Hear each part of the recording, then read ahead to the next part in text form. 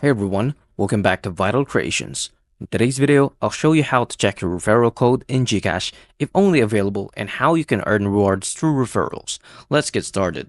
Step 1 is to open the GCash app and make sure the GCash app is updated to the latest version. Log into your GCash account and then check for referral code.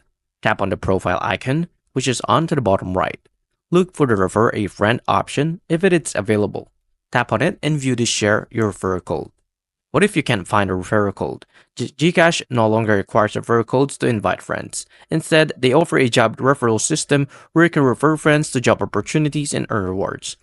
Check this feature, tap View All Services on the home screen and scroll down to the Enjoy section. Select Jobs to refer your friend or job opportunities. That's it. Now you can know how to check for referrals in GCash. If this video helped you, don't forget to like and subscribe. And if you have a question, drop them in the comments below. Thank you for watching and see you into the next one.